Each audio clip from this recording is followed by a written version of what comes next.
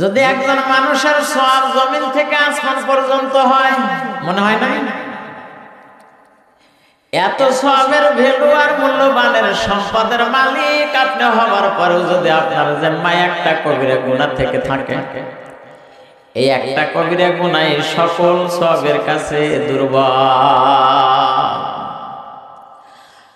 এই সকল সওয়াবকে একটা কবিরা গুনাহ বরবাদ করে দিবেন। তাহলে অতি সহজে অনুধাবন করা যায় আমার আপনার জীবনে কি পরিমাণ সওয়াব দরকার।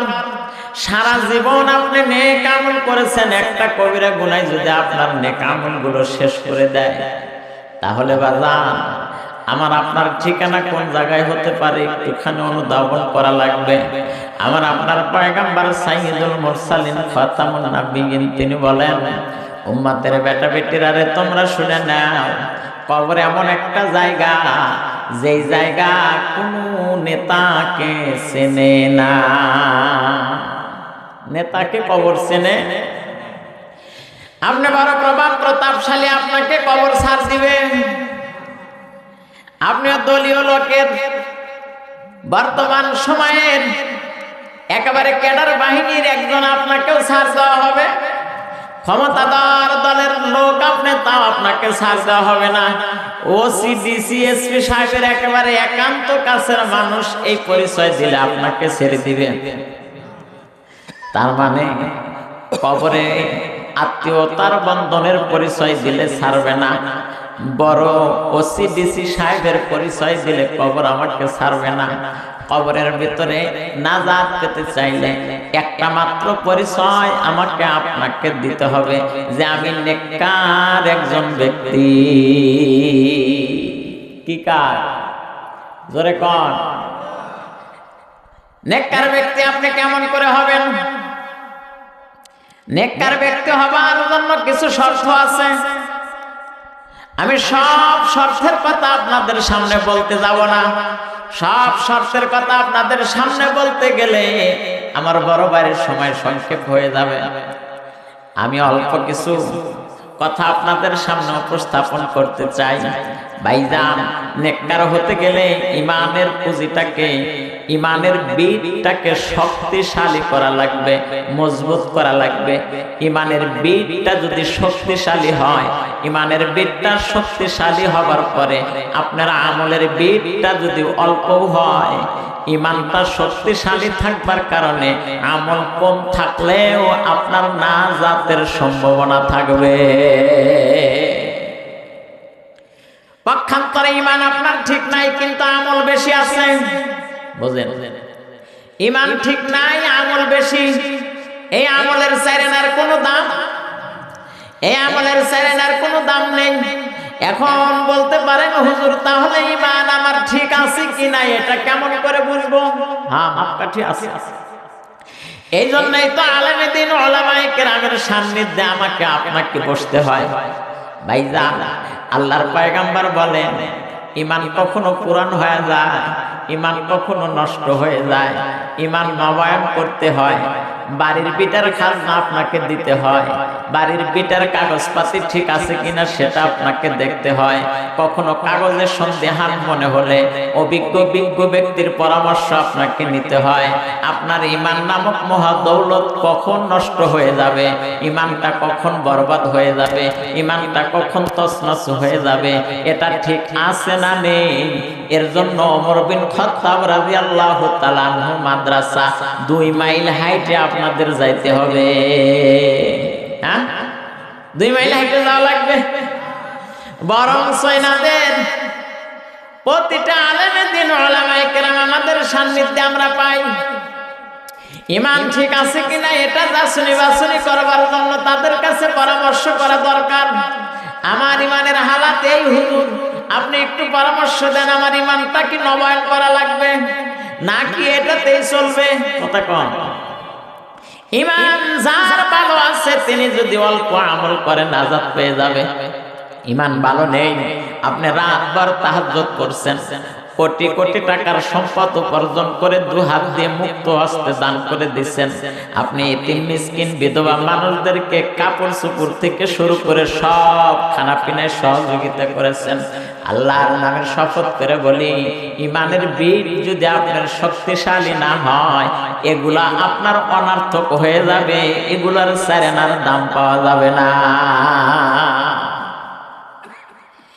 আল্লাহর পয়গম্বর সাইয়্যিদুল মুরসালিন খাতামুন নবিয়্যিন, তেনার পিছনে একজন নামাজ আদায় করতেন, পয়গম্বরের কাছে কাছে থাকতেন।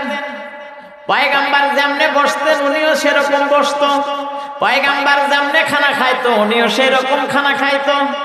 পয়গম্বরের সান্নিধ্যে থাকাটাকে পছন্দ করত। কিন্তু ওনার একটা বদ অভ্যাস ছিল, উনি পয়গম্বর কি বলতেন, মুসলমানদের মধ্যে কি আলোচনা হইতো, কি কথোপকথন হইতো, এই ঘরের কথাপতন গুলা নিয়ে আবার বিজাতিদের কাছে উপস্থাপন করত। খুব ভালো করে বুঝবেন, উনি ছিলেন এমন একজন মুসলমান, উনি এমন একজন মুসলমান ছিলেন, আল্লাহর নবীর সান্নিধ্যে থেকেছে, আল্লাহর নবীর সাথে সাহচর্যে অবস্থান করেছে। এত কিছু করার পরে, এত কিছু থাকার পরে ওনার মনে মনে জল্পনা কল্পনা ছিল, আমি মুসলমান নয়, আমি হলাম বিজাতি। জবানের সিস্টেম এক আর অন্তরের হালাত আরেক। আপনি এখানে বসছেন, বাহ্যিক সুরত এখানে ঠিক আছে, কিন্তু আপনার মনের সুরতটা, মনের অবস্থাটা এখানে না। মনের অবস্থা যদি এখানে না থাকে, দেহটা এখানে থাকার কোনো মানে নাই। খুব ভালো করে বুঝবেন, আমার এটার মধ্যে একটা মেমোরি কার্ড দেওয়া আছে। এই মেমোরি কার্ড যদি আগের থেকে আমি ফিল আপ করে রাখি, বরফ করে রাখি, তাহলে নতুন করে ও আর কিছু নিবে না। নতুন করে কিছু দিতে চাইলে ওরে ফরম্যাট করে দেওয়া যায়, তারপরে সে ও নিবে। তা আপনার মনের অবস্থা যদি ওই রকম ভরপুর হয়, যদি এখানে দেহ দিয়ে বসে থাকেন, হুজুরে কি কইবে না কইবে এটা আপনার মস্তিষ্কে ঢুকবে না, এটা আমল করাও সম্ভব হবে। এজন্য হুজুরদের কথা নিতে চাইলে বাহিরের যত প্রেম আলাপন আছে, বাহিরের যত খোশ আলাপন আছে, যত আড্ডাবাজি কথা আছে, যত পার্কের দিশারি গুলা, চিত্রগুলা যুবকের মেমোরির মধ্যে বিরাজমান করে রেখে দিয়েছে, সব কিছু ফরম্যাট করে এখানে বসতে হবে। যদি এরকম করে কোন যুবক বসতে পারে, রহমান রহিম মাওলার ঘোষণা, কুল ইয়া ইবাদিয়াল্লাযিনা আসরাফু আলা আনফুসিহিম লা তাকনাতু মির রাহমাতিল্লাহ ইন্নাল্লাহা ইয়াগফিরুয যুনুবা জামিআ ইন্নাহু হুয়াল গফুরুর রহিম।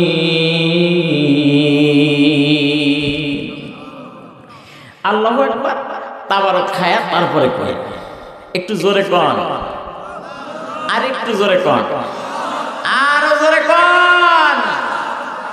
এখন বোঝা যাচ্ছে জানে না, যদিও গোরস্থানে সভা করতেছি, তো সামনে কিছু জেতা মানুষ আছে নাকি কন? মুসলমান ভাই বোনেরা, আমার বাবাদিরা, আমার আহকামুল হাকিম রব্বুল আলামিন স্পষ্ট করে জানান, যদি এই ভাষাটা তোমার ইখলাসপূর্ণ ভাষা হয়, আর তুমি যদি এইখানে বৈশা মনে মনে জল্পনা কল্পনা করো, মালিক গুনাহ জীবনে বহুত করে ফেলেছে, আল্লাহ এই ভাষাটাই বুঝি আমার জীবনের শেষ ভাষা, আমি বিগত দিনের সমস্ত গুনাহের উপরে লজ্জিত হয়ে, অনুতপ্ত হয়ে তোমার শাহী দরবারে এই জায়গার মধ্যে বসে তওবা করলাম, বাকি জিন্দেগিতে আর তোমার অসন্তুষ্টমূলক কোন কাজের মধ্যে আমি শামিল হব না। ভাইজান, রহমান রহিম মাওলা বলেন, যদি তোমার তওবার হালাতটা যদি এমন হয়, আমি আল্লাহ তোমারে ঘোষণা করে দিলাম, আমি তোমারে মাফ করে দেব। কেন মাফ করে দেব? আমি হইলাম রহমান, আমি হইলাম রহিম, আমি হইলাম দয়াবান আল্লাহ। আল্লাহ পাক আমাকে আপনাকে ক্ষমা করবার জন্য বারবার আমাদেরকে ডাকেন, বান্দা বান্দা বান্দা বলে আমাদেরকে মালিক আল্লাহ পাক ডাকেন। অথচ আমি আর আপনি যত রাত গভীর হয়ে যায়, আমাদের অনলাইনে প্রবেশ করা তত সহজ এবং নিরাপদ হয়ে যায়। জোরে বলেন ঠিক কিনা? যুবক ভাইরা ভালো বুঝবেন, রাত্রি যত গভীর হয়ে যায় যুবকেরা রাত্রির নির্জনকে একটা সুবর্ণ সুযোগ মনে করে। বাবাও ঘুমিয়ে গেছে, মা ঘুমিয়ে গেছে, প্রতিবেশীর সব মানুষগুলা ঘুমিয়ে গেছে, লাইটটা বন্ধ করে দিয়ে অনলাইনের মধ্যে আপনি প্রবেশ করলেন, দীর্ঘ সময় পর্যন্ত অনলাইনের মধ্যে অপেক্ষা করলেন। আপনারা যে আমার মালিক আল্লাহ পাক ডাকে বান্দা বান্দা বলে ডাকে, আপনি তো অনলাইনের মধ্যে আছেন, আল্লাহর ডাক আপনার কর্ণকহরে কি করে পৌঁছাইবে? গভীর রজনীতে আল্লাহ সুবহানাহু ওয়া তাআলা বান্দাকে ডাকতে থাকেন। হাদিস শরীফের মধ্যে আসছে, রাত্রি যত গভীর হয় তত গভীর রজনীতে আল্লাহ বান্দাকে ডাকে, বান্দা দাঁড়াও। গুনাহগার বান্দা কে আছো? গভীর রজনীতে আমার কাছে প্রার্থনা করো। অসহায় দুর্বল মানুষ কে আছো? অভাব অনটনের মধ্যে কে আছো? আমি মালিকের কাছে প্রার্থনা করো, আমি দেবার জন্য তৈরি হয়ে আছি। ভাইজান, আমি আপনি যদিও মালিকের ডাকে সাড়া দিতে পারি না, কিন্তু আমাদের ভেতর থেকে এক শ্রেণীর দুর্বল কোয়ালিটি মানুষ ঠান্ডা পানি দিয়ে ওযু করে মুসাল্লার মধ্যে দাঁড়িয়ে 4 রাকাত 6 রাকাত 8 রাকাত নামাজ সমাপন করে চোখের পানি ছেড়ে দিয়ে দিয়ে কান্না করে। আপনি মাদ্রাসার পার্শ্ববর্তী এলাকায় অবস্থান করেন, রাত্রি 2টা 3টার সময় মাদ্রাসার আঙিনা দিয়ে পায়চারি করে দেখবেন ছোট্ট ছোট্ট সন্তানেরা গভীর রজনীতে উঠে গেছে। বাজান, আমি আপনার বয়স 12 হয়ে গেল, জীবনের গুনাহ তো আমি আপনি কম করে ফেললাম না, আমার আপনার গভীর রজনীতে কান্না আসলো না, গুনাহের জন্য মালিকের কাছে আরাধনা করতে পারলাম না, কিন্তু ওই ছোট্ট সন্তানটা গভীর রজনীতে উঠে মালিকের দরবারে মোনাজাত দিয়ে কান্না করে। কি কান্না করে? আল্লাহ, গভীর রজনীতে তোমার কাছে দরখাস্ত জানাই, আমার মতন ছোট্ট এই সন্তানটাকে কোরআনের হাফেজ বানায় দিও। এলাকার বরকতের দোয়া করে, এলাকার কবরওয়ালাদের জন্য দোয়া করে, যেই কারণে আল্লাহর পয়গম্বর স্পষ্ট করে ব্যক্ত করেছেন, যে এলাকার মধ্যে কালামে পাকের তেলাওয়াত চলতে থাকে ওই এলাকার ভিতর থেকে সমস্ত আযাব গজবকে আল্লাহ পাক হটায়া দেয়। ভাগ্যবান মানুষ আপনারা বাজান, দিনই একটা মোবারকপূর্ণ প্রতিষ্ঠান আপনাদের এই সান্নিধ্যে রয়ে গেছে। আলেমদের নিসবতে থাকবেন, আলেমদেরকে মহব্বতের চোখে দেখবেন, আলেমদেরকে বুক পেতে ভালোবাসা দিবেন, তলাবায়ে আজিজদেরকে দেখলে তাদেরকে কাছে টানবেন, মাথার মধ্যে ভালোবাসার হাতটা বুলায় দিবেন। অর্থ সম্পদ প্রাচুর্য কোনো কিছুই আপনার সঙ্গে যাবে না।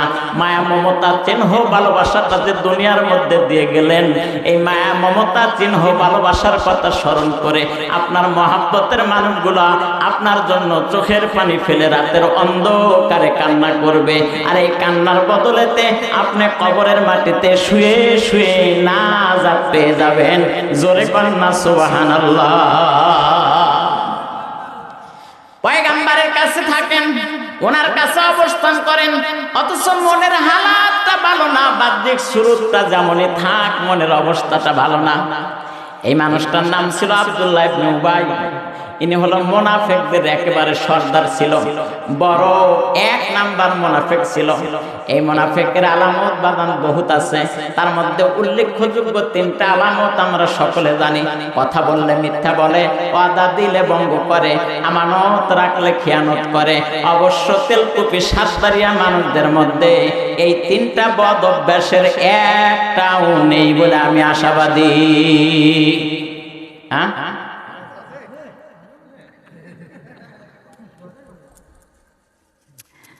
আসল কথা কেউ বলে না, সুযোগ বুঝে তাল বাহানা, আসল কামে কেউ যাবে না, সুযোগ পেলে হাল ছাড়ে না। কথা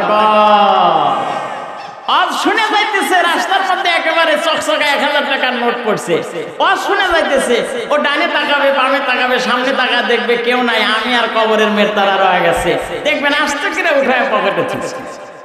কথা কন না,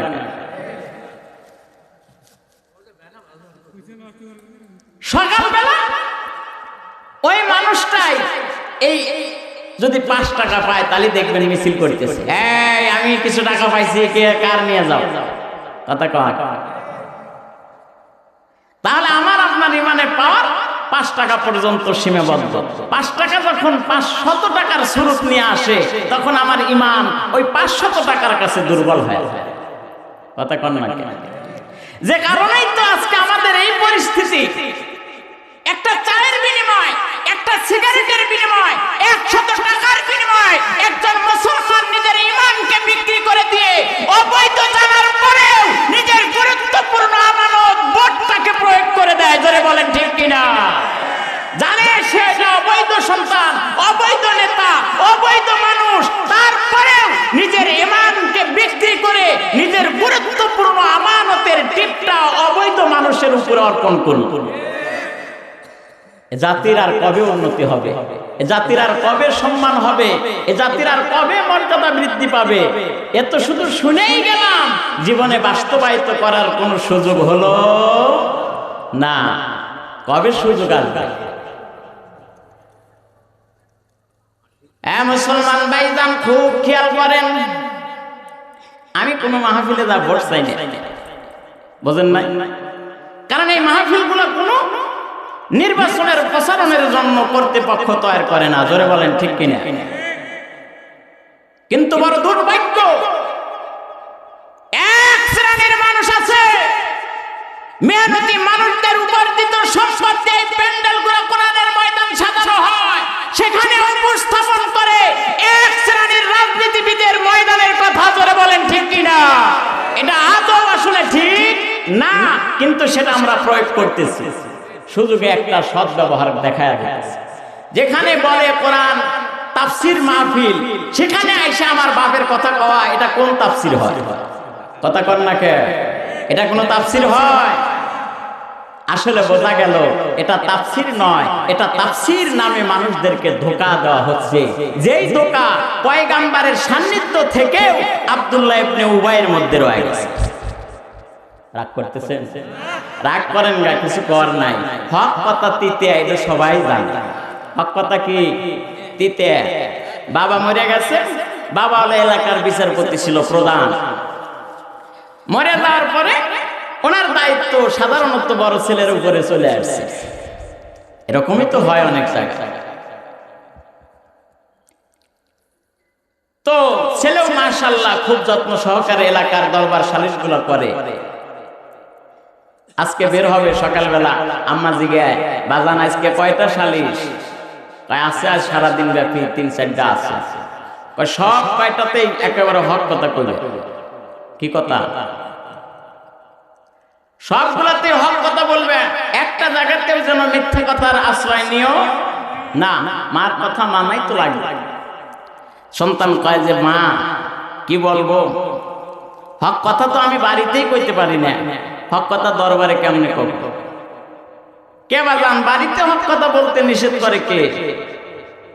বাড়িতে হক কথায় কে নিষেধ করছে? বলে হক কথা যদি বলি তুমি আমার মা, তাও তুমি রাগ করবে। বলে কি হক কথা? বলে আব্বা মরে গেছে, আজকে 1 বছর পার হয়ে গেছে, এখনো তোমার মাথায় শ্যাম্পু ব্যবহার করো, এখনো ঠোঁটে ঠোঁট পালিশ লাগাও, চেহারার মধ্যে আইবুড়ো মাস্কারা আশকারা দিয়ে তুমি এখনো এদিক সেদিক ঘোরাফেরা করো। ওরে শয়তান, এটা বুঝি তোর উচিত কথা, হক কথা? কথা কর না কে? বর্তমান প্রেক্ষাপটটাও ঠিক এরকমই হয়ে গেছে। জোরে বলেন ঠিক কিনা? তো হক কথা হুজুরকে বলবেন, হুজুরও তিতে হয়ে যাবে, আপনাকে বলবেন, আপনিও তিতে হয়ে যাবেন। তাহলে কার কাছে হক কথা কইবেন? হক কথা কর জায়গায় আজকে বসা হয়েছে, আপনারা যান আর থাকেন, কিছু করার নাই। আমার কাছে অসংখ্য শ্রোতা আছে মাটির মধ্যে। কথা কর না কে?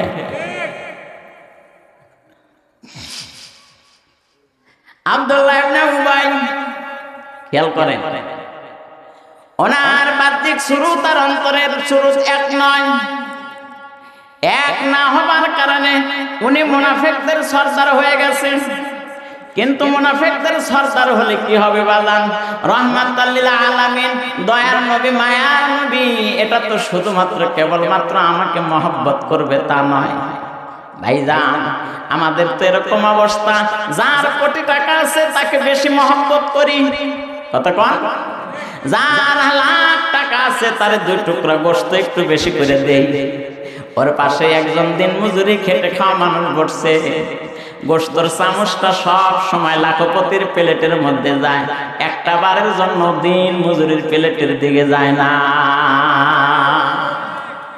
উনি খায় আর কয় আমার কপালটাই ভালো। কথা কন না কে? কপালটা আমার ভালো না ভাইজান। এই তরতিব, এই সিস্টেম যদি আমাদের চেঞ্জ না হয় তাহলে কবরে চলে গেলেও আমাদের পরিবর্তন হওয়ার কোনো সম্ভাবনা থাকবে না। এই জন্য বাজান, জীবনকে সুন্দর করে সাজাইতে গেলে কোরআনের আলো দরকার আছে না নেই? কোরআনের বয়ান দরকার আছে, হাদিসের আলোকে জীবন গঠনের দরকার আছে বাজান। কতদিন পর্যন্ত আর বাতিল সম্প্রদায়ের মধ্যে আবদ্ধ থাকবেন? নিজেকে শুধরাবার জন্য একটু আলেমে দ্বীনের নিসবতে আসেন, আলেমে দ্বীনের মুহতাজ হয়ে একটু বসেন, ইনশাআল্লাহ লাভ হবে, লস হবে না। আর কিছু হোক না হোক, দুনিয়ার জিন্দেগিতে লাভ হোক আর না হোক, মরণের পরে আল্লাহ পাক অবশ্যই শান্তির নির্স্থান করে দিবে। জোরে কন্যা সুবহানাল্লাহ। দীর্ঘ একটা সময় হবার পরে আব্দুল্লাহ ইবনে উবাইকে আর দেখা যায় না। পয়গম্বর বলেন, খবর কি? খবর পাইছে উনি অসুস্থতার মধ্যে গ্রেফতার হয়েছেন, যেই কারণে হুজুরের কাছে আর আসতে পারে না। একটা সময়, একটা মুহূর্তে আব্দুল্লাহ ইবনে উবাইয়ের সন্তান এসে হাজির হলো। ইয়া রাসূলুল্লাহ, ইয়া হাবিবাল্লাহ, হুজুর, আমার আব্বার দেহের থেকে প্রাণ পাখিটা চলে গেছে, আমার আব্বা দুনিয়া থেকে বিদায় হয়ে গেছে, দুনিয়ার সফর শেষ করে পরজিন্দেগির সফর শুরু হয়ে গেছে। হুজুর, আপনি তো জানেন আমার আব্বা কোন কোয়ালিটির লোক ছিল, আমার আব্বার কেমন লোক ছিল, আপনি তো ভালো করে জানেন। আমি জানি আপনি আমার আব্বার ব্যবহারে রাগ হয়েছে, আমি আপনার কাছে এসে হাজির হয়েছি। আপনি একটু আমার সঙ্গে আমার বাসা পর্যন্ত চলেন, আমার বাবার জন্য একটু দোয়া করবে। ছেলে তো মানে না। আপনি ওস্তাদ, আপনার ইমাম, আপনার মুয়াজ্জিন, আপনার মাদ্রাসার ওস্তাদের সাথে ভালো ব্যবহার করতে পারেন নাই, কপাল পোড়া হবার কারণে রূঢ় ব্যবহার করেছেন। ওস্তাদেরা আপনার উপরে ধিক্কার জানাইছে, কিন্তু আপনি যখন চলে যাবেন, আপনার ওয়ারিসিন, আপনার আহাল, আপনার পরিবার পর্যন্ত ইমামের সান্নিধ্যে চলে যাবে, মাদ্রাসার ওস্তাদের সান্নিধ্যে চলে যাবে, মুয়াজ্জিনের সান্নিধ্যে চলে যাবে। আপনি আসেন, আমার আব্বা বিদায় হয়ে গেছে, আমার আব্বার কেমন করে দোয়াইতে হবে, কেমন করে কাফন করাইতে হবে একটু দেখায়। কথা কন নাকি? তখন হুজুরের দরকার পড়ে। আর গরু যখন জবাই হয় তখন হুজুরের দরকার পড়ে, খাওয়ার সময় পড়ে না। নাকি রাগ করলেন? একটু বুঝাই দিলাম, বুঝলে বুঝছে, না বুঝলে না বুঝছে। মুসলমান ভাইজান, পয়গম্বর আরবি সাইয়্যিদুল মুরসালিন বলেন, হ্যাঁ আমি যাব। পয়গম্বর আব্দুল্লাহ ইবনে উবাইয়ের বাড়ির দিকে হাঁটা দিলেন। এমন সময় হযরত ওমর রাদিয়াল্লাহু তাআলা আনহু নবী মুহাম্মদুর রাসূলুল্লাহ সাল্লাল্লাহু আলাইহি ওয়াসাল্লামের জুব্বা মুবারকের কোনা টাইনে ধরছে। হুজুর, আপনি কই যান? বলে, আব্দুল্লাহ ইবনে উবাই দুনিয়া থেকে বিদায় হয়ে গেছে, আমি তেনার কাছে যাচ্ছি, তেনার জন্য একটু দোয়া করব। কি করব? ওমর ডাকতে বলেন, ইয়া রাসূলুল্লাহ, ইয়া হাবিবাল্লাহ, হুজুর, আপনি তো নিজেও জানেন আব্দুল্লাহ ইবনে উবাই কেমন লোক ছিল, কোন প্রকৃতির লোক ছিল। কাফের মুশরিক ইহুদির দ্বারা যত ক্ষতি না হয়েছে, আব্দুল্লাহ ইবনে উবাইয়ের দ্বারা তার চেয়ে বেশি ক্ষতি হয়েছে। আপনি এত ক্ষতি যাই নাও, তার জন্য দোয়া করতে যাবেন, কি করে আমি আপনারে যাইতে দেব না? নবী বলেন, আমি যাবই, আমার আল্লাহ তো না করে নাই যেন সেখানে যাওয়া যাবে না। কথা কর না কে? ওমা আরসালনাকা ইল্লা রাহমাতাল লিল আলামিন। আল্লাহু আকবার বলে। রাহমাতাল লিল আলামিন সাইয়্যিদুল মুরসালিনকে শুধুমাত্র কেবলমাত্র আমার আপনার জন্য রহমত করে পাঠানো হয় নাই, গোটা পৃথিবীর সব জাতির জন্য, সকলের জন্য আল্লাহর পয়গাম্বরকে রহমত করে পাঠিয়েছেন। এমন একজন মায়ের নবী, দয়ার নবী সান্নিধ্যে যেনারা থেকে নিজেদের চরিত্রকে সংশোধন করতে পারে নাই, এনাদের চাইতে কপাল পোড়া, এনাদের চাইতে হতভাগা আর জীবনে কেউ হবে না।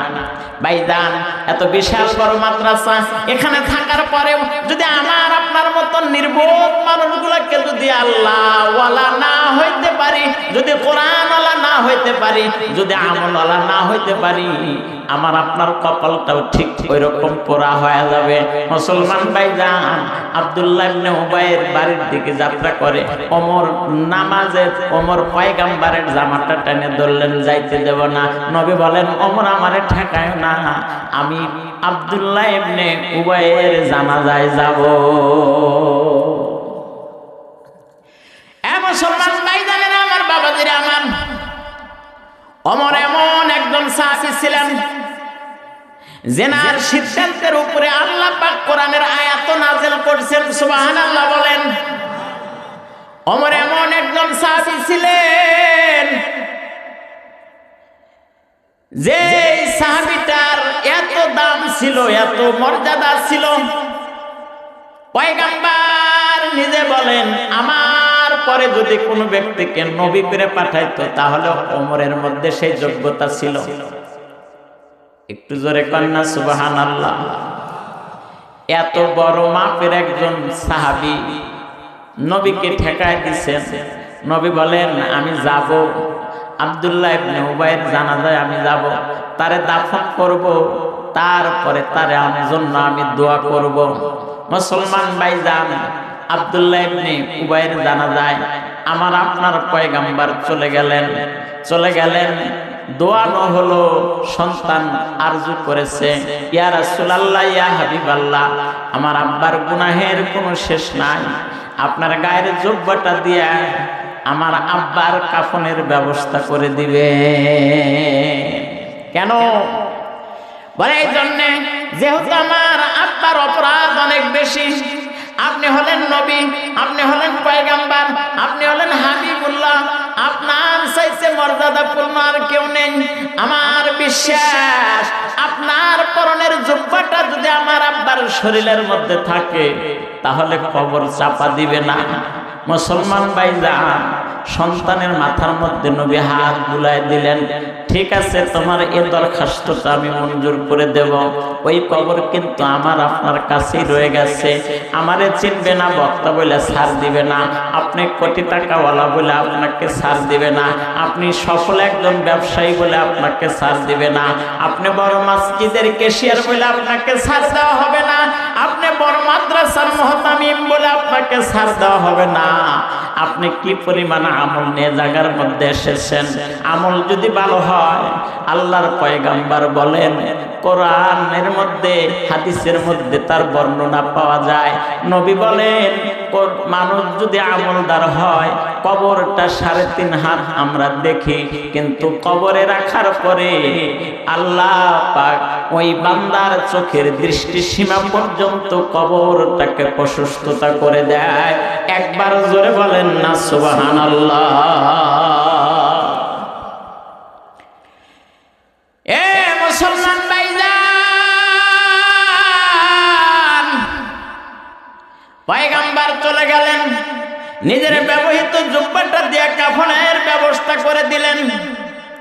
ওই দিকে দিচ্ছেন আব্দুল্লাহ ইবনে উবাই, আর এই দিকে দিয়েছেন হযরত খাদিজাতুল কুবরা। খাদিজাতুল কুবরার কবর আযাব আল্লাহ পাক মাফ করে দিয়েছেন। কিন্তু বাজান, আব্দুল্লাহ ইবনে উবাইয়ের খবর কি শোনেন? যখন কবরস্থ করা হয়েছে, জানাজার সমাপন করা হয়েছে, কবরস্থ করা হয়েছে, সব মানুষগুলা কবরের কাছ থেকে চলে গেছে, কিন্তু আমার আপনার নবী কবরের কাছ থেকে যায় না। আমার আপনার নবী কবরের পাশে দাঁড়ায় আছে, দাঁড়ায় থেকে দুখানা হাত মালিকের দরবারে দরখাস্তর সুরে জানা দিলেন, উঠায় দিলেন, আল্লাহ, আপনি আপনি আব্দুল্লাহ ইবনে উবাইকে মাফ করিয়া দেন। মুসলমান ভাইজান, কোরআন বলতেছেন, দেখেন কত সুন্দর করে কোরআন জানেন। ইস্তাগফির লাহুম আও লা তাস্তাগফির লাহুম। আপনি পয়গাম্বার দোয়া করবেন, আর দোয়ায় নাই বা করলেন, দোয়া করা আর না করা আব্দুল্লাহ ইবনে উবাইয়ের জন্য সমান। জোরে কন্না নাউজুবিল্লাহ। তার মানে এই মানুষটার জন্য দোয়া করে কোনো কাজ হবে? নবীর জুব্বার শরীরের মধ্যে জড়ায় দিয়েও কোনো কাজ হবে না, দোয়া করেও কোনো কাজ হবে না। বরঞ্চ আল্লাহ সুবহানাহু ওয়া তাআলা কঠিন করে ফরমান জারি করে দিলেন, পয়গাম্বারকে সতর্কতা জানিয়ে দিলেন, ওয়ালা তুসাল্লি আলা আহাদিন মিনহুম মাতা আলা ওয়ালা তুসাল্লি আলা আহাদিন মিনহুম মাতা আবাদাও ওয়ালা তাকুম আলা কবরি। আল্লাহর পয়গাম্বারকে জানিয়ে দিলেন, হাবিব, এরপরে এইরকম ধরনের কোন মানুষ যদি মরে যায়, তার জন্য জানাজা তো দূরের কথা, তার কবরের পাশে দাঁড়ানো তো দূরের কথা, দোয়া করা তো দূরের কথা, খবরদার তার কবরের পাশে আপনি দাঁড়াবেন না। আল্লাহ পাকের চূড়ান্ত ফয়সালা, এইখানে জাকারে হুজুরের দোয়া দিয়ে কোনো কাজ হবে না, মাদ্রাসার বড় হুজুরের দোয়া দিয়ে কোনো কাজ হবে না, ইমাম সাহেবের দোয়া দিয়ে কোনো কাজ হবে না। যদি দোয়ায় কাজ হতো তাহলে পয়গাম্বারের এই দোয়া ফেল হতো, এই দোয়া ফেল হতো না। তার মানে হলো বাজান, আমার ইমানের পাশাপাশি আমলকে সহি করা দরকার আছে না নেই?